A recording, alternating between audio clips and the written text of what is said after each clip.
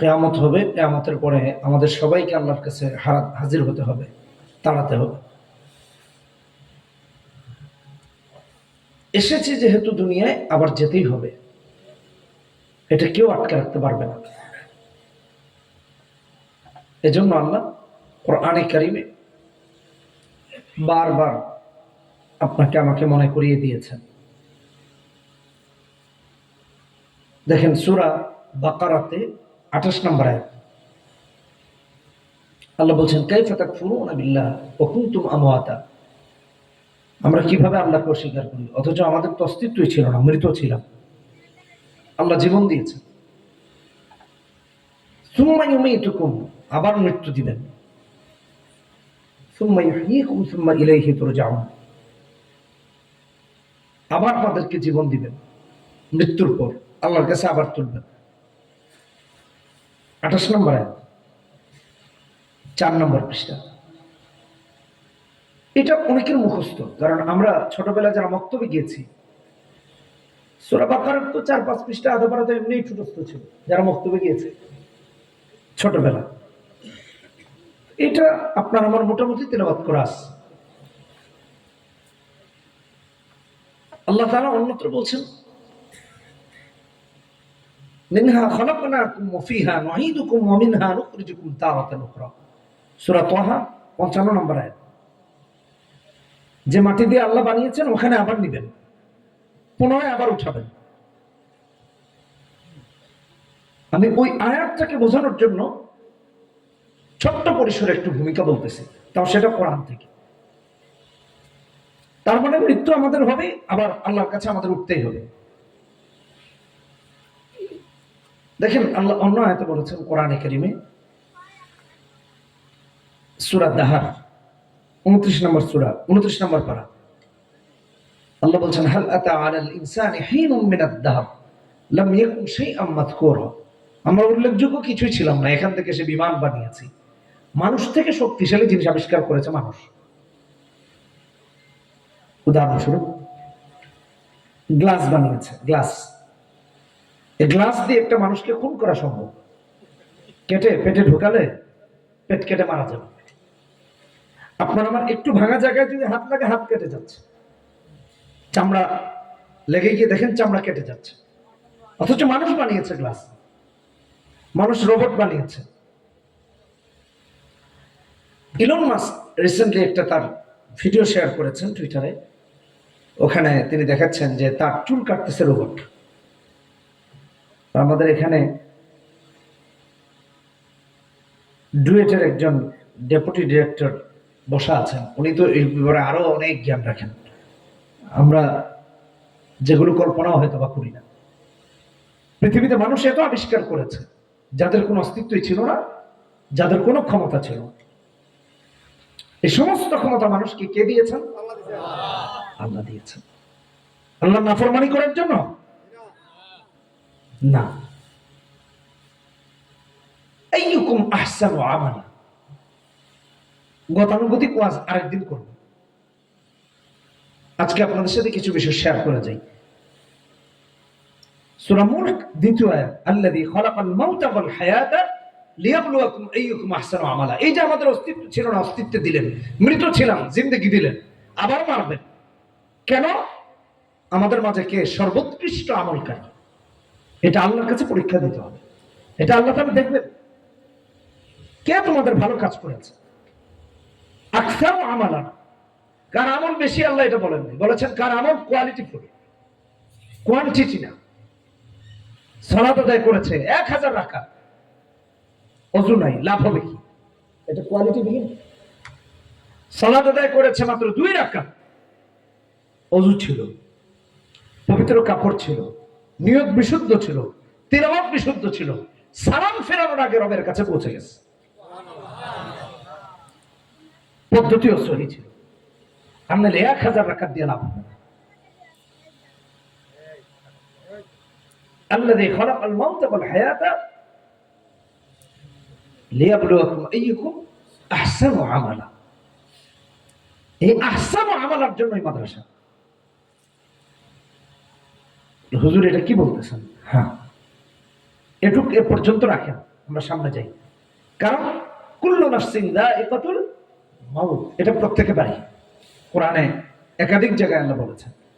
সূরা আলে ইমরানে 185 নম্বর আয়াতে বলেছেন প্রত্যেক প্রাণীকে মৃত্যুর স্বাদ আস্বাদন করতে হবে। দেখেন আমরা কত অকৃতজ্ঞ। এই যে আমরা বেঁচে আছি না, আমাদের বাবা অনেকের হয়তো বা বেঁচে আছে, মা হয়তো বেঁচে আছেন, দাদা অনেকের বেঁচে আছেন, অনেকের নাই, দাদিও একই। দাদার দাদা, দাদার দাদা কার বেঁচে আছেন এখানে একটু দেখি তো। কার দাদা দাদা বেঁচে আছেন এরকম কেউ দেখাতে পারবেন? যে হুজুর উনি আমার দাদা আর আমার দাদার দাদা হলো উনি, এরকম কেউ দেখাতে পারবেন? দেখেন নাই। তাহলে কত নিকটতম অতীতে আমরা বিলীন হয়ে গেছি, আমাদের অবস্থান শেষ। না, আমাদের অহংকার কত বেশি, আহারে মনে হয় যে আর মরবই না। আমাদের প্রধান অতিথি বলতেছিলেন বিগত 17 বছরের স্বৈর শাসনের ইতিহাস, এগুলো যে কত মারাত্মক ছিল। আমি তখন দেশের বাইরে আমেরিকাতে, বিএনপির অনেক বড় বড় মন্ত্রীরা আমেরিকাতে, মাঝে মাঝে যোগাযোগ হতো, ওখান থেকে আন্দোলন করতেছিল, আমাকে মেসেজ দিতেন, ভাই আপনি যা করছেন আছে, এগুলো মেসেজ এখন। তো অনেকে যোগাযোগ করতেন। ভাই আমার যারাই একটু ক্ষমতায় পায় এরা মনে করে আর বুঝি মরবে না। আচ্ছা, এই ক্ষমতা শুধু প্রধানমন্ত্রীর ক্ষমতা না, আমি সবার কথা বলতেছি। আপনার আমারও যদি একটু টাকা হয়, আপনি আমিও পড়াই করা শুরু করি, এটা সবার ক্ষেত্রে কথা বলতেছি, শুধু একজনের না। আমরা ভুলে যাই যে মৃত্যু আমাদের বরণ করতে হবে, এখানেই আমাদের সমস্যা। মানুষ এত কিছু বানিয়েছে, সব ক্ষমতা মানুষকে কে দিয়েছেন? আল্লাহ। আপনি সেকেন্ডে পৃথিবীর সমস্ত খবর জানতেছেন। আল্লাযী খালাকাল মাউত ওয়াল হায়াত লিয়াবলুয়াকুম আইয়ুকুম আহসানু আমালা, আমাদের একটা পরীক্ষা হবে। কাফেররা বলে হুজুর এটা কেমনে হবে? আল্লাহ তাআলা এটা কি বললেন? মানুষ মাটির সাথে মিশে যাবে, হাড্ডি থাকবে, এটা আবার জিন্দা হবে কেমনে? আল্লাহ ওদের বক্তব্য কোরআনে তুলে ধরেছেন। সুবহানাল্লাহ, সুবহানাল্লাহ, ওদের বক্তব্য কোরআনে তুলে ধরেছেন। সূরা ইয়াসিন আমাদের মোটামুটি অনেকের মুখস্থ আছে, অনেকে না পারলেও সূরার সাথে পরিচিত আছে। قال من يحيي العظام وهي رميم قل يحييها الذي انشأها اول مره। আল্লাহ বলেন যে আল্লাহ প্রথমবার বানিয়েছেন তিনিই দ্বিতীয়বার বানাবেন। কাফেররা বলে সব মাটির সাথে মিশে যাওয়ার পর কে আবার মানুষকে সৃষ্টি করবে, কে পুনরুত্থান করবে, কে আবার মানুষকে উঠাবে, কার এত ক্ষমতা? আল্লাহ বলে এটা আমি করব, কারণ প্রথমবার আমি বানিয়েছি, দ্বিতীয়বার আমার জন্য বানানো আরো সহজ। আল্লাহর জন্য সহজ আর কঠিন কিছু না, আমি বোঝানোর জন্য বলতেছি। ধরেন একটা জিনিস আবিষ্কার হয়েছে, এই বোতলটা প্রথমবার একটা ডিজাইন দিতে যে গিয়েছে তার অনেক চিন্তা করতে হয়েছে যে এটা কেমন হবে, কারণ অন্যান্য পানি কোম্পানির বোতলটা একটু ভিন্ন রকমের, কেউ এরকম বানিয়েছে, ওরকম, তাহলে আমি একটু ডিফারেন্ট বানাবো, আমার বোতলের মুখটা আরো খুলতে ইজি হতে হবে, এটা একটু ধরলে আর একটু স্বাচ্ছন্দ্য বোধ হতে হবে, এটা গাড়িতে রাখতে যেন সবার ইজি হয়, এটার জন্য একটু দেখতে সুন্দর হয়, একটু ক্রিস্টাল টাইপের হয়, তার এটার জন্য কত ফিকির করতে হয়েছে। সবার পানির বোতলের উপরের কালারটা একরকম, আমি একটু ডিফারেন্ট দিব, তার এত কিছু ভাবতে হয়েছে। এখন যে বানাবে এটা দেখে তার কি এত কিছু চিন্তা করতে হবে? সহজ। আল্লাহ বলেন যে আল্লাহ প্রথমবার বানাইছেন তার জন্য দ্বিতীয়বার বানানো কঠিন না। আর যদি আরো দেখতে হয় আমাদের ঢাকার জিঞ্জিরাইশন দেখবেন সব 2 নাম্বার আছে। আমেরিকা কি বানিয়েছে 1 নাম্বার, জাপান কি বানিয়েছে, কানাডা কি বানিয়েছে, থাইল্যান্ড কি বানিয়েছে, সব নকল লোকেরা আছে। আমাদের দেশের লোকেরা ওটা মেড ইন থাইল্যান্ড, ওটা মেড ইন জাপান, ওটা মেড ইন ইউএসএ, হ্যাঁ ওটা মেড ইন চায়না। আর জিঞ্জিরা গিয়া দেখেন মেড ইন জিঞ্জিরা সব আছে, হ্যাঁ সব। এটা বোঝার জন্য বললাম। আসেন এতগুলো কথা কেন বললাম? আমরা আবার আয়াতে ফিরে যাই, যে আয়াতটা আমি তিলাওয়াত করেছি। وقال الرسول يا رب ان قومي اتخذوا هذا القرآن مهجورا। কিয়ামত হবে, সেই কিয়ামতের ভয়াবহতা হালকা পাতলা বলেছি, এটা সত্য।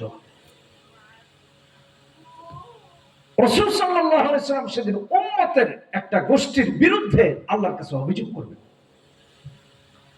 আল্লাহ এদেরকে ধরো জাহান্নামে দাও। অভিযোগটা কে করবেন বুঝতে হবে। কে করবেন? মুহাম্মদ সাল্লাল্লাহু আলাইহি ওয়াসাল্লাম। কার কাছে করবেন? আল্লাহর কাছে করবেন। তার মানে বাদী নবীজি, বিচারক আল্লাহ, বিবাদীকে একটা বিশাল গোষ্ঠী। এরা কারা? ইন্না কওম ইত্তাখাযু হাযাল কুরআন মাহজুরা। যারা দুনিয়াতে কোরআনকে পরিত্যাগ করেছে, ওরা কোরআন পরিত্যাগ করেছে। ব্যক্তি জীবন থেকে, পারিবারিক জীবন থেকে, পারিবারিক, রাষ্ট্রীয়, রাজনৈতিক, সমাজ, পার্লামেন্ট, ক্যাবিনেট মেম্বার সবাই কোরআনকে পরিত্যাগ করেছে। নবী তাদের বিরুদ্ধে আল্লাহর কাছে অভিযোগ দায়ের করবে যে আল্লাহ এদের বিচার করেন, কোরআনও করবে। ইন্না কওম ইত্তাখাযু হাযাল কুরআন মাহজুরা। এটা কোরআনের আয়াত, সূরা ফুরকানের 30 নম্বর আয়াত, 19 নম্বর পারা, প্রথম পৃষ্ঠা। একটু দেখে নিন। আমি তো আর অত ব্যাখ্যা হয়তো আপনাদের মনোভূত নাও হতে পারে, সন্দেহ থাকলে একটু বাড়িতে গিয়ে দেখে নিন।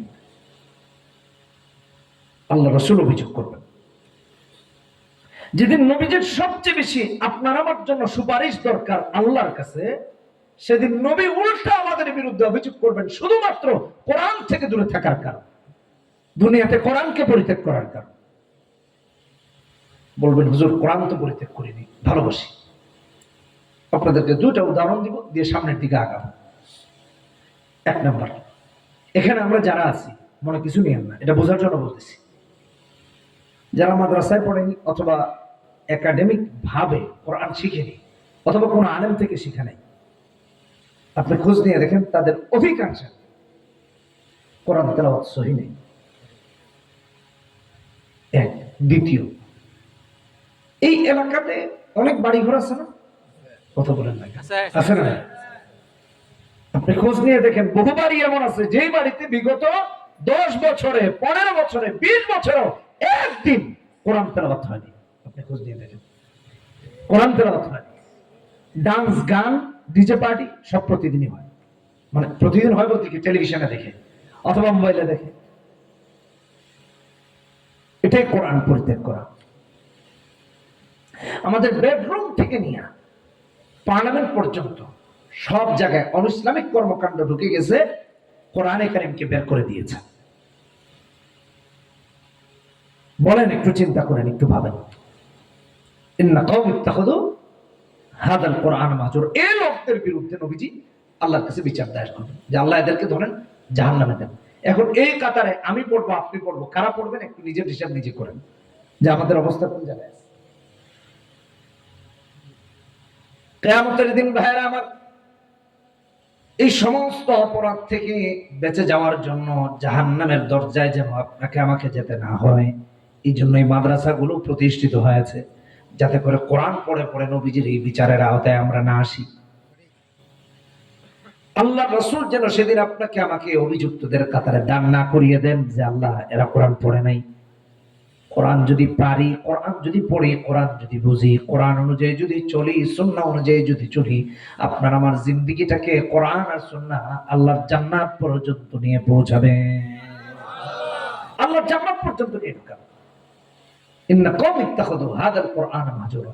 এই অভিযোগের কারণে হাসরের মাঠে আটকে যাব, বিচারের আওতায় আসবো, যার বাদী হবেন নবীজি। একটু ভাবি, একটু চিন্তা করি, কেন এই মাদ্রাসাটা হয়েছে। বলবেন হুজুর কোরআন তাহলে কি করে, কোরআন আল্লাহ কেন দিয়েছেন? কোরআনে কারীম খুলে দেখুন, আমার আল্লাহ রাব্বুল আলামিন কোরআনে কারীমে সূরা বাকারা 185 নম্বর আয়াত, 2 নম্বর পারা, 7 নম্বর পৃষ্ঠা, হিফজুল কোরআন, আল্লাহ বলেন শাহরু রমাদান আল্লাযী উনজিলা ফীহিল কুরআন হুদাল লিন-নাসি ওয়া বায়িনাতিন মিনাল হুদা ওয়াল ফুরকান। গোটা বিশ্ববাসীর জন্য আল্লাহ কোরআনকে নাযিল করেছেন, ইহুদি, নাসারা, মুসলিম, অমুসলিম সবার জন্য। হুদাল লিন-নাস বলেছেন, গোটা বিশ্ববাসীর জন্য হেদায়েতের পথ। কোরআন যেসব কথা বলেছে তা গোটা পৃথিবীর মানুষের মুক্তি।